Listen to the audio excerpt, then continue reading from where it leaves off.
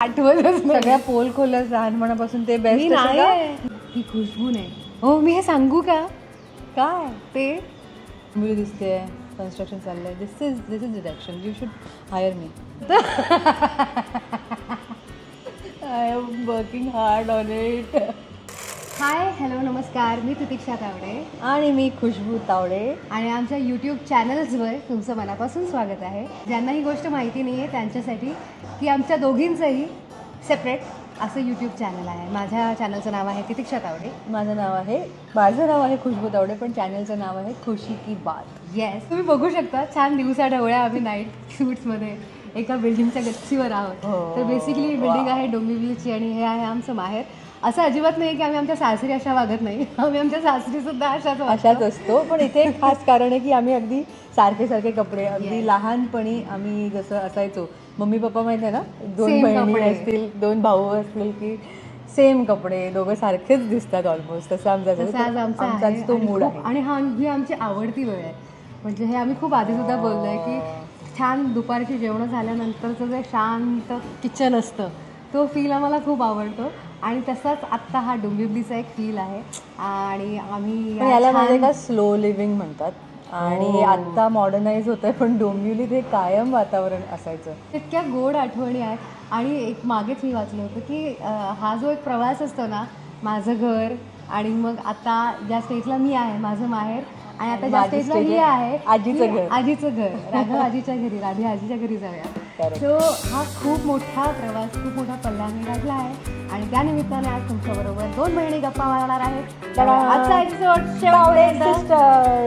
नक्की बघा. मला वाटलंच होतं काहीतरी एक ऑफबीट करणं जेव्हा मी आता एक संपवलं असतं. नाही तर मग आता इंट्रो सुरू होणार आहे. चीअर्स.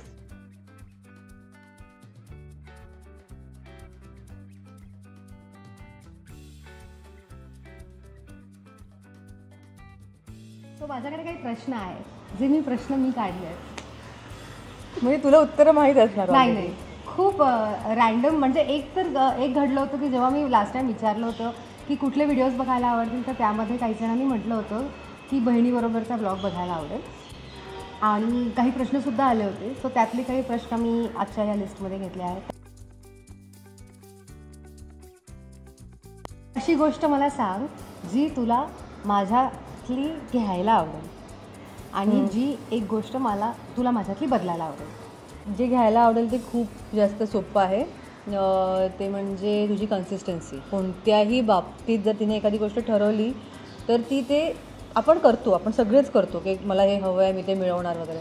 पण कन्सिस्टन्सी खूप महत्त्वाची असते. मग ते एखाद्या रोलसाठी फिटनेस असू दे, स्विमिंग शिकणं असू दे, किंवा यूट्यूबचं आता हे जे एवढा मोठा भार तू डोक्यावर घेतला आहेस ते रेग्युलरली व्हिडिओज अपलोड करणं असू दे, किंवा एखादा काम मिळवण्यासाठी तुझी धडपड मी कायम बघत आली आहे. त्याच्यामध्ये हार्डवर्कपेक्षाही महत्त्वाचं असतं आजकालच्या जमान्यात, ते म्हणजे कन्सिस्टन्सी. राईट. तर मला जी गोष्ट हिच्याकडनं घ्यायला आवडेल ती म्हणजे बेशरम कसं म्हणायचं, ती लाजत नाही असं मला म्हणायचं. मी निर्लज्ज आहे असं म्हणायचं नाही. सो असे डुअर्स असतात ना, जे परिणामांचा विचार करत नाहीत काहीतरी चांगला शब्द त्या क्षणी वाटतं ते निडरपणे जाऊन करतात. मग ती कितीही मोठी स्टेप असू दे, अशी खुशबू आहे.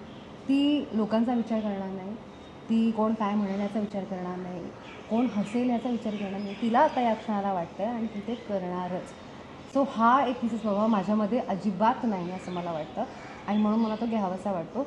कुठलीही गोष्ट माझ्या आयुष्यातला तर तिने माझं कौतुक केलं यूट्यूबसाठी वगैरे, बट त्या सगळ्या गोष्टी ज्या मी केल्या आहेत त्या आधी कुठेतरी तिने केलेल्या आहेत. अशी डुअर आहे, गो गेटर टाईप्स. सो तो ॲटिट्यूड मला खूप आवडतो. आणि मला असं कुठेतरी एक गोष्ट तुझ्या आधी करायला आवडेल. मोठ्या बहिणीचं कामच ते आहे ना, त्याच्यासाठीच आम्हाला पाठवलं गेलं आहे पृथ्वी तलावर की जरा करा थोडं पृथ्वी तलावर. बरं. आणि एक गोष्ट जी तुला बदलायला आवडेल असं वाटतं की तुला नाही हे तू चेंज करायला हवं.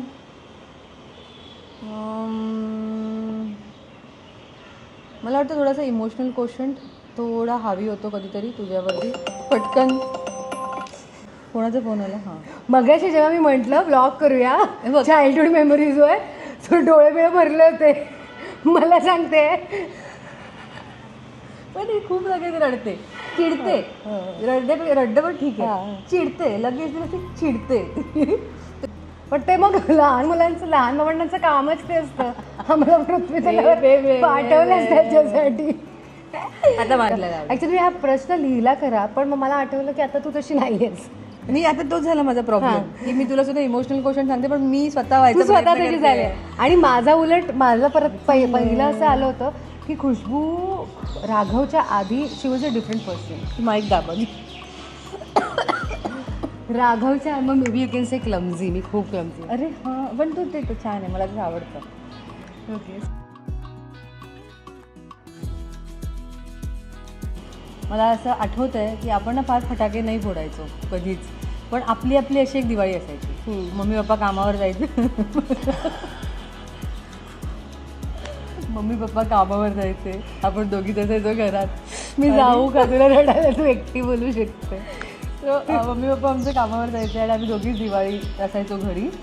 आणि फटाके फार आम्ही फोडायचो नाही, कारण खूप त्या धुराचा वगैरे त्रास व्हायचा, आवाजाचा त्रास व्हायचा. तर आम्हाला लहानपणी आम्ही बाहेर नाही पडायचो, पण त्या फुलबाज्या, 2 भुईचक्र ते बिल्डिंगमध्ये का असे ना, पण ते त्या दिवशी आता दिवाळीचा मी व्लॉग टाकलाच आहे, त्यामध्ये आम्ही जेव्हा फटाके फोडत होतो तेव्हा मला इतकं ते आठवलं की हे सगळे क्षण आपण एकत्र घालवले सणासुदीच्या दिवसात किंवा रेग्युलर लाईफमध्ये सुद्धा.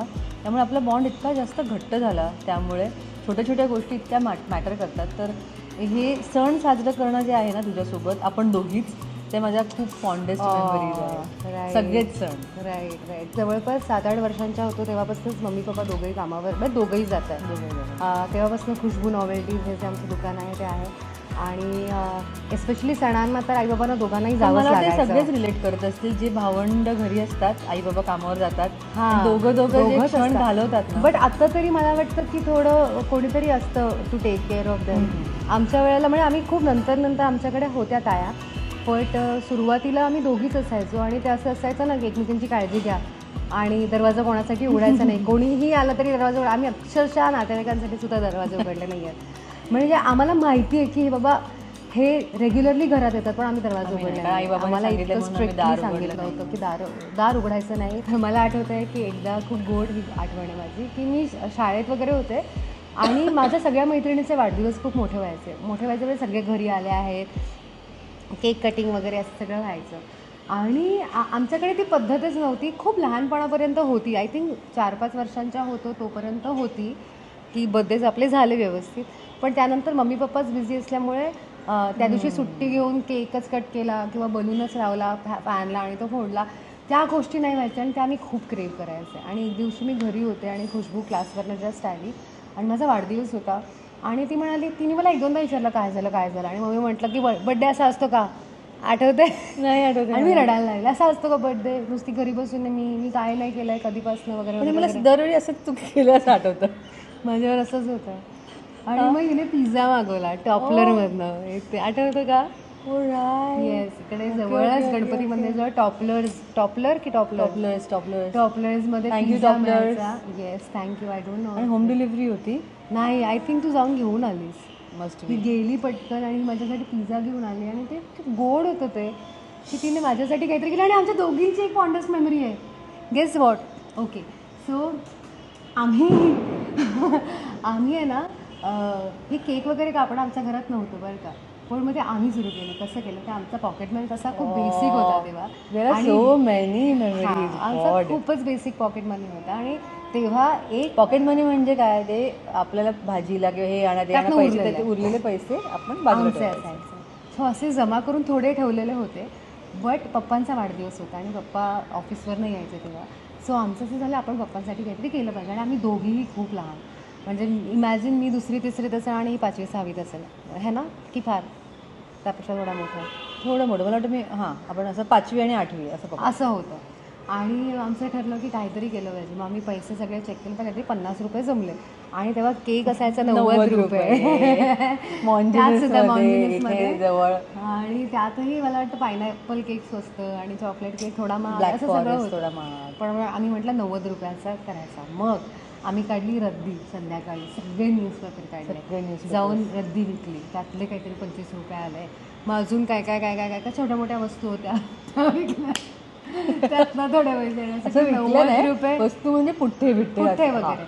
आणि मग 90 रुपये जमा झाल्यानंतर आम्ही केक घेऊन आलो आणि तो आम्ही छान पप्पा यायच्या आधी असा घरात अंधार केला बेडरूममध्ये आणि तो असा कॅन्डल वगैरे लावून. आम्हाला माहिती नाही हे कुठून आलं होतं ना डोक्यात, काय माहिती यार, But- पण कसं डोकं चालतं ना लहानपणी. येस. आणि आम्ही केक कटिंग केलं होतं पप्पांसाठी. त्यानंतर दरवर्षी आम्ही घरात कोणाचाही वाढदिवस असू दे तेव्हापासून आम्ही ती प्रथा सुरू प्रॉपर झाली. आम्ही रात्री सेलिब्रेशन नॉट नेसेसरी. आणि आता केक कट केलाच पाहिजे असं नाही, पण आम्ही 12 वाजता जागे असतो आणि we make it a point की दिवस सेलिब्रेशन मोडवरती सुरू झालाच पाहिजे. एक आठवडा आधी आता Yes. सुरू होतं. खूप Correct, एक्साइटमेंट correct. असते आमच्याकडे अशा सेलिब्रेशन. तुम्ही तुमच्या मोठ्या बहिणीला जज करू नका. This is the tip for younger sister असं मला वाटतं. कारण आपल्यापेक्षा मोठ्या लोकांना जज करणं खूप जास्त सोपं असतं, because they are on that level जे हिने कधीच केलं नाही. म्हणजे ही always use to be understanding. जसे काही वाईट वाटत असेल तर just take your time and wait for the moment. Maybe as a child मी म्हणेन प्रायोरिटाईज युअर सिस्टर असं मी म्हणेन. कारण की मी जेव्हा लहान होते तर मला या गोष्टीचा प्रॉब्लेम यायचा, तेव्हा ही तिच्या फ्रेंड्सना प्रायोरिटाईज करायची Correct. आणि my only friend was her. So अशा वेळेला थोडा प्रॉब्लेम होऊ शकतो. So I think at time you should prioritise your. जरी तुमच्यामध्ये एज गॅप असली तरी सुद्धा आमची तरी जास्त नव्हती. 3 वर्षाचा आहे. बट तुम्ही आणि नेहमी यंगर सिस्टर्सना किंवा यंगर भावंडांना मोठ्यांचं आयुष्य जास्त फॅसिनेटिंग वाटतं. असं ऑफकोर्स मोठ्या बहिणीने किंवा भावंडाने आपल्या लहान भावंडाला प्रायोरिटाईज केलं पाहिजे. प्रायोरिटीमध्ये पहिल्या प्रायोरिटीमध्ये ते असलंच पाहिजे. आणि लहान भावंडाने प्रयत्न करावा की समजा मोठ्या भावंडाकडून ते होत नसेल तर त्याला लगेच जज करून निगेटिव्ह थॉट्स आणू नयेत आणि त्रास करून नयेत.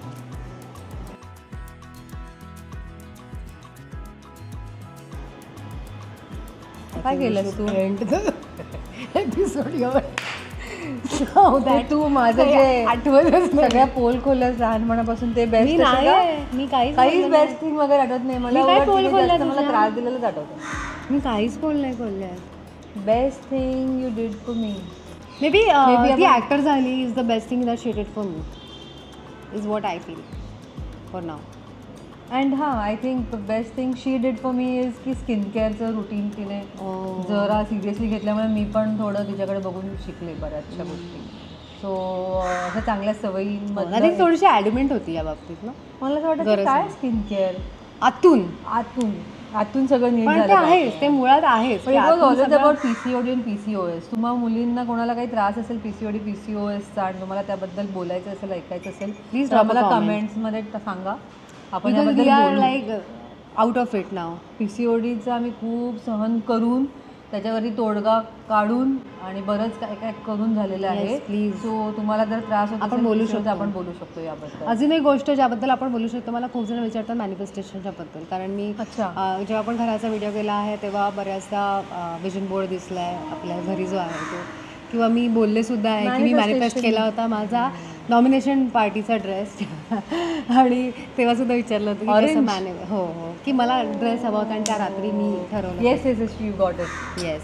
सो मला असं वाटतं की आपण मॅनिफेस्टेशनवरती सुद्धा बोलू, कारण आम्ही दोघी सुद्धा we believe in manifestation. Believe म्हणजे आता तो भागच झालाय आता. हां, असं it is वाटतं a की part of life our- is not possible without manifestation. So जर त्याबद्दलही बोलायचं असेल तर तू प्लीज ड्रॉप अ कॉमेंट. आणि आम्हाला जर 50पेक्षा जास्त कॉमेंट्स आल्या त्यावर तर आम्ही नक्की व्हिडिओ नाही, 5 जरी आले तरी पण एक आली तरी पण आम्ही करणार.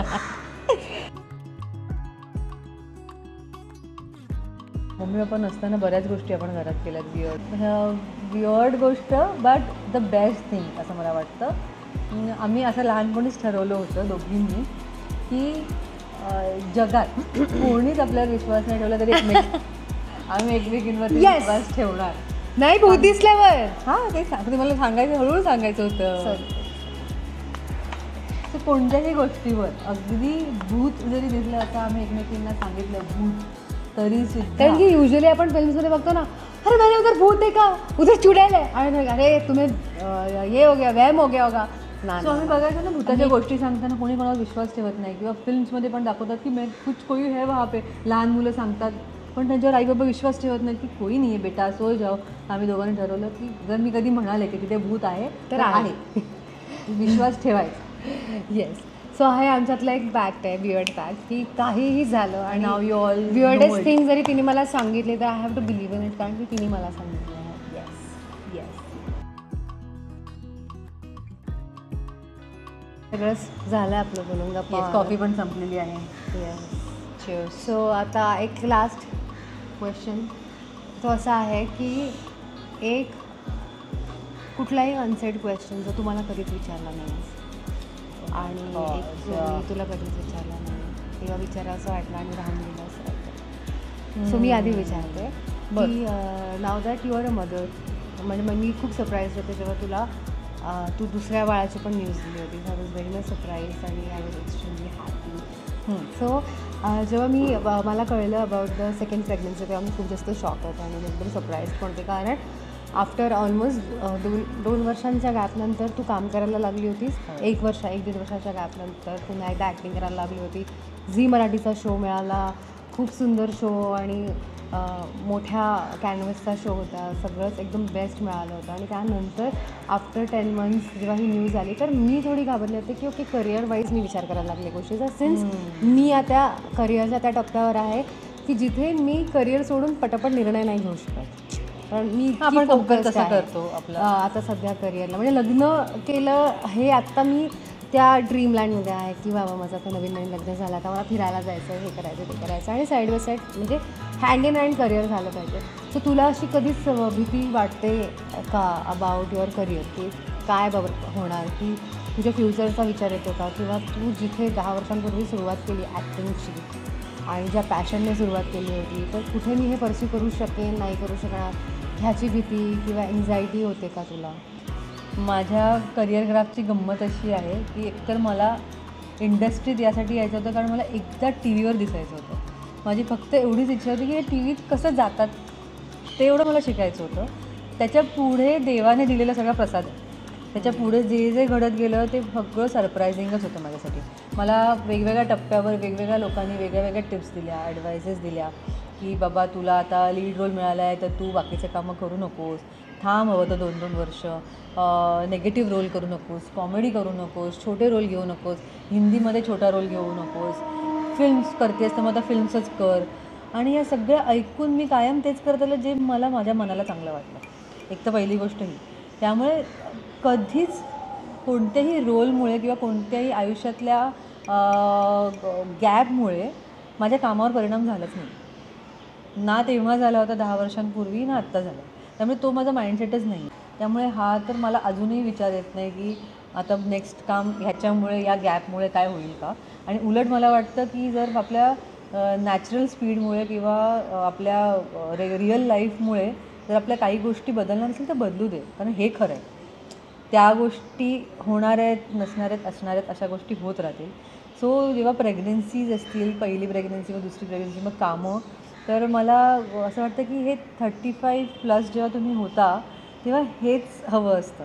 सो जेव्हा मी 25-30 होते तेव्हा मी विचार करायचे की माझं लग्न झालं की मी हे करणार, मग मला एक बाळ होणार, मग मला मज्जा येणार. आणि आता I am living that. So I cannot think of the future. असं मला वाटतं की आत्ता मी तो आनंद भोगते किंवा एन्जॉय करते जो मी 10 वर्षांपूर्वी विचार केला होता की मी एक मराठीमधले एक ॲक्टर असेन, मोठी लोक मला ओळखत असतील, माझं कौतुक होत असेल कामाचं, ॲट द सेम टाईम माझं छान लग्न झालेलं असेल, मी छान पैसे कमवत असेल. आणि आता मी ते करत असताना पुढचं टेन्शन नाही घेऊ शकत असं मला वाटतं.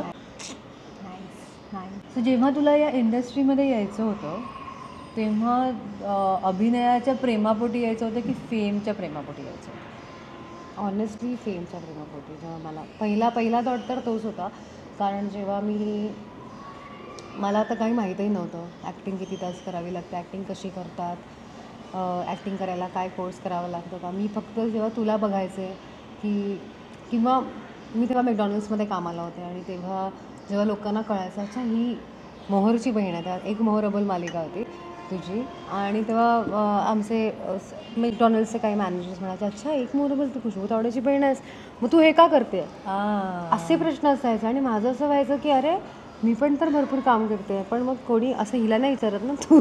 माझ्या आईबाबांना पण विचारतात ना आता की तुम्ही दुकानात का काम करता तुमच्या पण ते मुली प्रत्येकाचं पॅशन आहे. अर्थात आई वडिलांचं माझे आई वडील एक्स्ट्रीमली पॅशनेट आहेत बिझनेसबद्दल, एक्स्ट्रीमली. ते राहूच शकत नाही दुकानात गेल्याशिवाय, पण तो वेगळा मुद्दा झाला.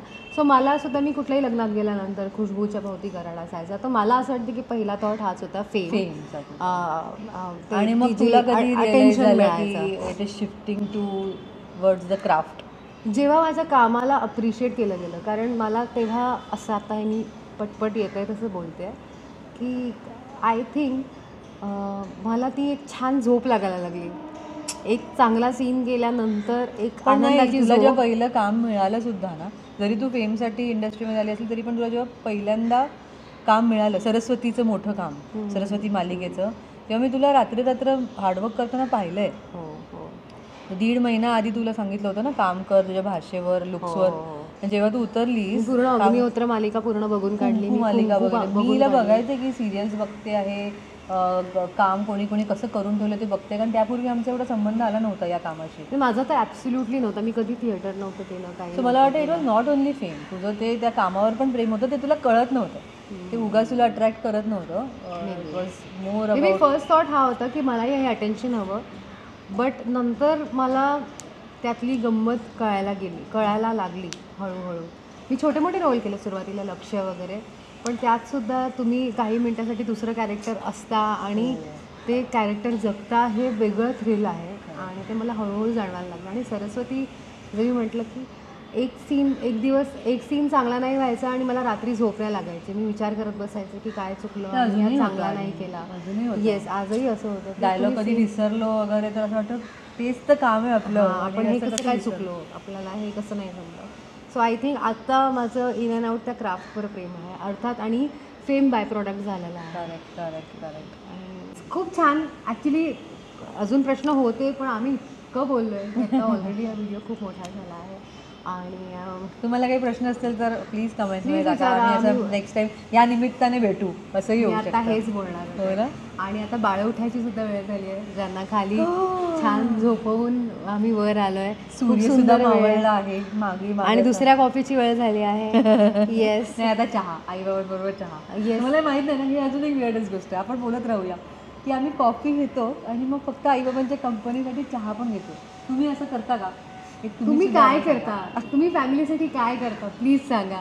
आम्ही हे करतो. आम्ही डाएट वगैरे विसरून आम्ही जितक्यांदा चहा आणि कॉफीचा राऊंड येतो आम्ही घेत राहतो. Just because we want to be with the family आणि एकत्र. आणि ह्या सगळ्या मोमेंट्सच आहेत यार. वेगळं वाटतं यार, वेगळं वाटतं. हे सगळं खूप सुंदर. मला असं वाटतं आता तितीक्षा सुट्टी घेऊन इथेच राहील. 7व्या मुलीची 7वी मुलगीचे पुढचे एपिसोड्स काय बनतायत ते बघायला तुम्ही मालिका पाहत राहा. आणि आमच्या दोघांच्याही यूट्यूब चॅनलला सबस्क्राईब करा. लगेच सबस्क्राईब करा. तुम्हाला माहिती आहे काय करायचं. व्हिडिओ आवडला तर तो लाईक करायचा, खूप आवडला तर तो शेअर करायचा. आणि असेच व्हिडिओज पाहत राहावेसे वाटले तर सबस्क्राईब करायचं. See you next time.